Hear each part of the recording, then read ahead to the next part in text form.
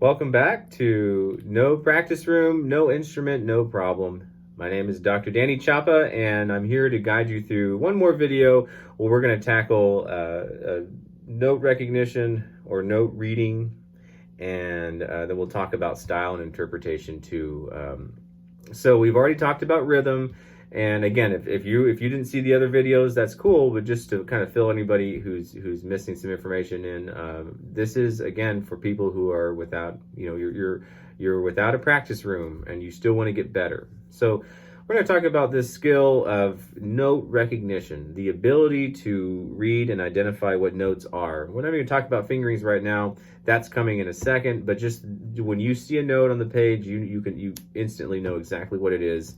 This is really important for you to work on with your beginners, obviously, because it's the foundation, it's the building blocks of music, notes and rhythms, and it's a skill.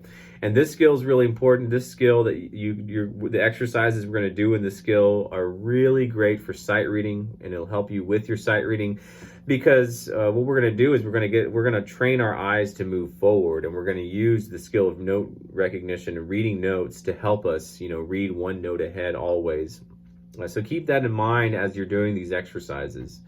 Another benefit that you have here from this particular skill set when you're doing exercises, they're all going to work on helping you read scores. So when you're doing score study, when you're also taking methods courses, you have all this information in front of you, or you have the music that's in a foreign clef and then in a foreign object as the secondary instrument.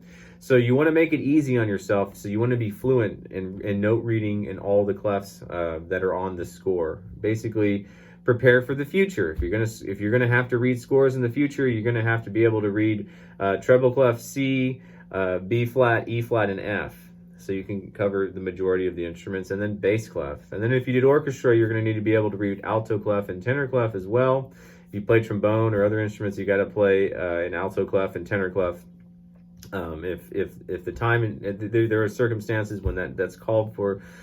So just keep that in mind. And so we'll get right to it. And your first question again is, how do I practice? What do I do?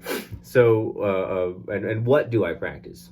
So the how is very simple, and so is the what. So we'll start with the first method, and what's really only method.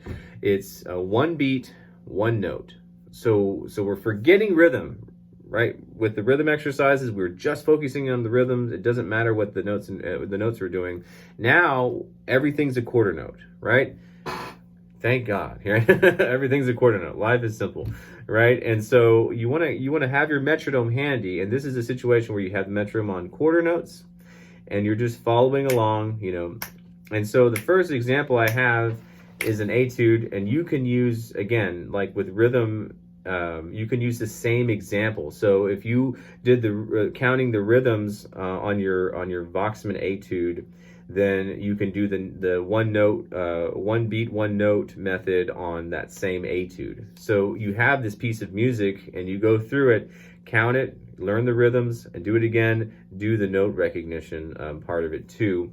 That's the process, and I didn't come up with this. This is what I've observed other teachers that I admire who did an excellent job with their students, and it's a simple process, and it's easy to remember, and it's great for your students. So if you think, this is easy, I don't need to do this. Well, I would just do this for the sake of being used to this process, and not for you, but for your students. None of what we're doing really is about us. It's about our students.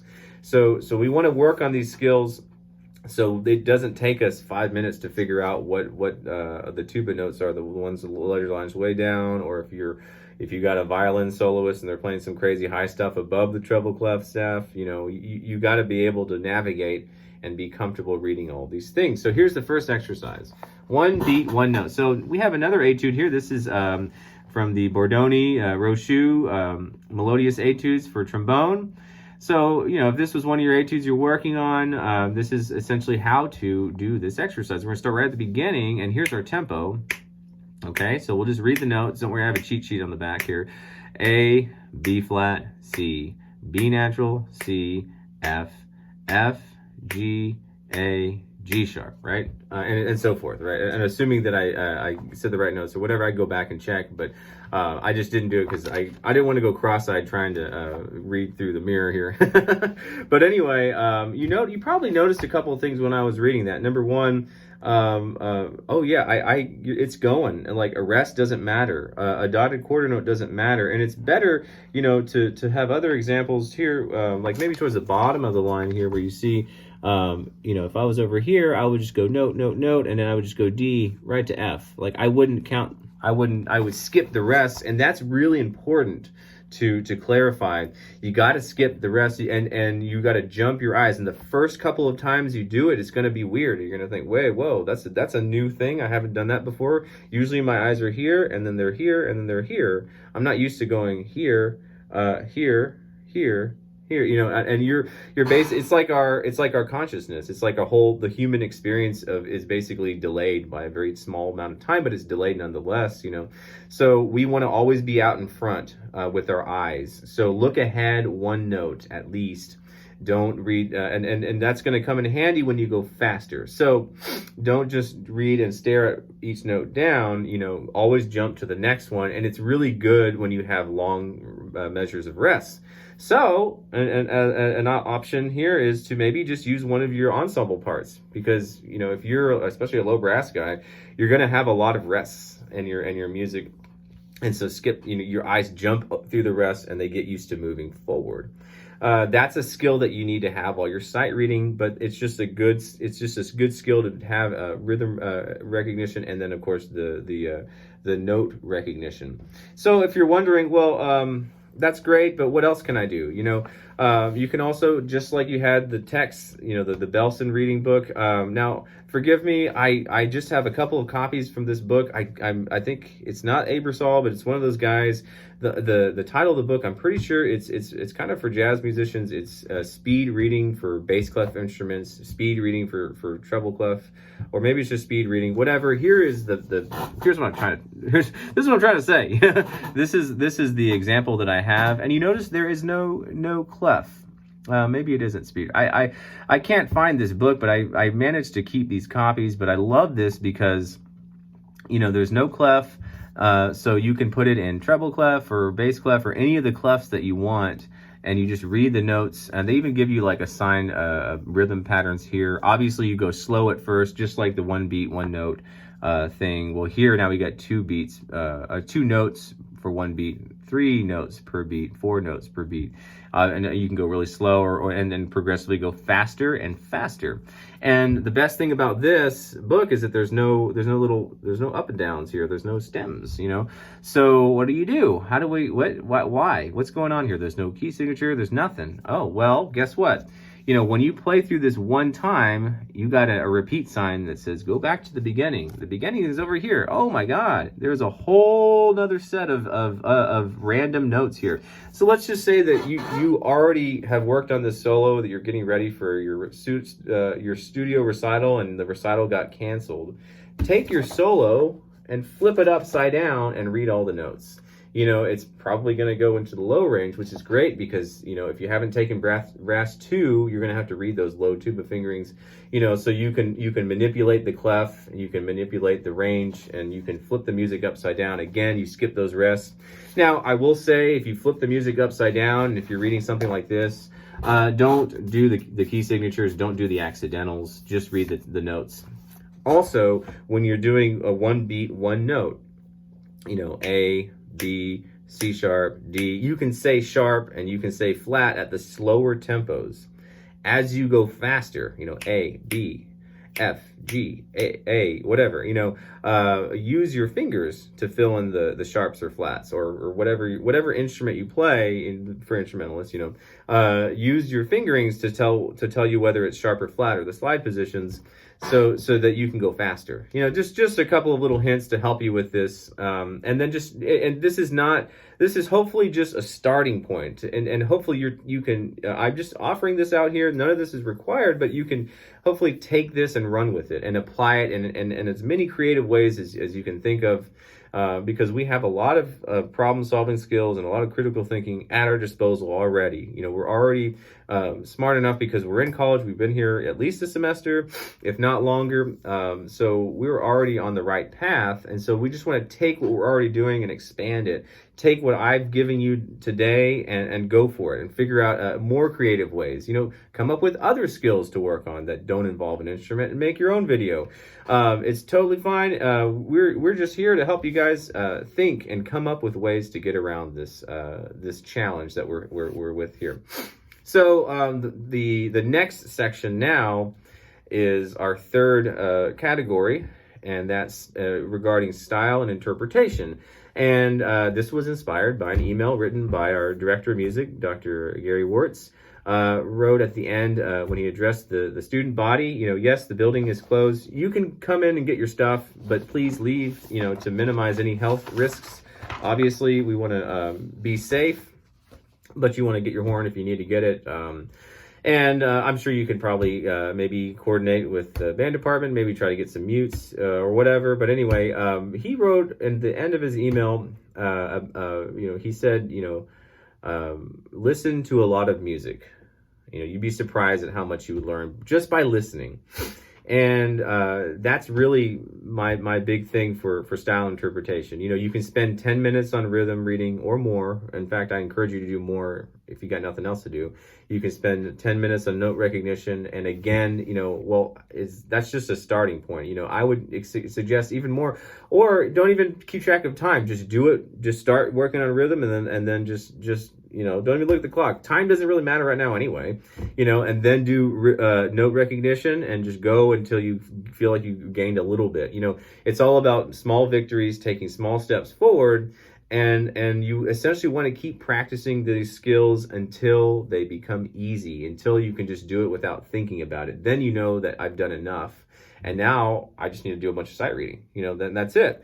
So for this third and final category, however, this is, these are all lifelong things too, but this is something that you really want to take with you all the way because, one day you're going to be too old to wave your hands around. One day you're going to be too old to even have the strength to pick up your instrument.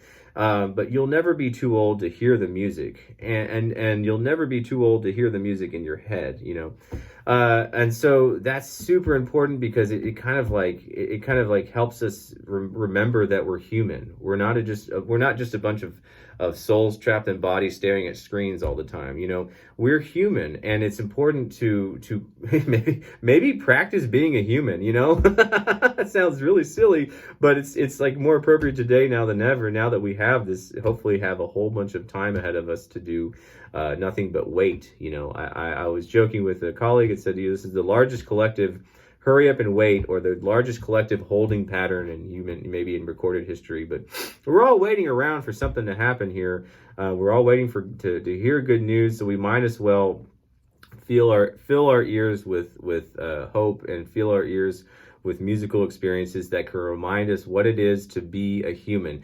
And how do you practice being a human? It's really, really probably the easiest thing possible. It's just sitting quietly and just breathing in and breathing out and breathing in and breathing out and then absorbing the sounds in your ears.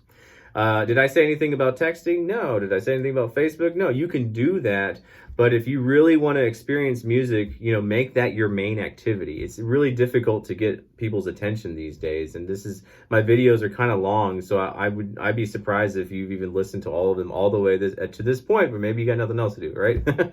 So the bottom line is, it's okay to listen to music while you're driving, walking, playing games, or exercising. That's great. It enhances life, in my opinion. But if you want to study music, like Mario said, I study however many hours a day. If you want to study music and study interpretation, maybe you want to get better at how to use vibrato, listen to singers, listen to string players if you're a brass player, listen to your friends, listen to your relative instruments, so you get an idea of how to shape vibrato, for example. But I just want to give you just a couple of simple concepts to listen for if you're just thinking, well, what do I do? All right, so the what is listen to music. All right, that's easy. But how? Well, you don't have to think about that. You just listen. But if you wanted to listen like objectively, you can listen for rhythm and or pitch or whatever elements of the music. That's fine too. But in terms of style and interpretation, which is our subject, I would ask one question. Think about this for a second, and what does music do? Coming up with a way to listen to music. I think before we even do that, I think we just need to understand, what does music do? And I'll show you with my hand right here. This is what music does. Really, it only does two things. It does this, and then it does this. That's much better. Okay. Oh, okay. Here we go again.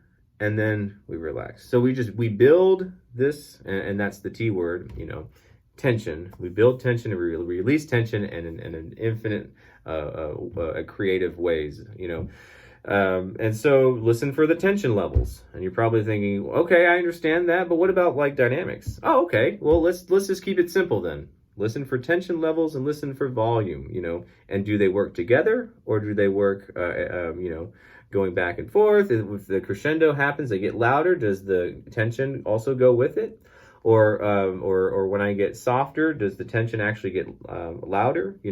What's going on with the intensity levels, and where's the impact point? Because there's a little spurt of tension, and some people say, where's the peak of the phrase? Where do you put the emphasis, or where do you put the high point on the phrase? And it doesn't have to necessarily be the highest note, for example. So those are just some general things you can listen for as music, can be really soft or low volume but high intensity for long periods of time, and vice versa.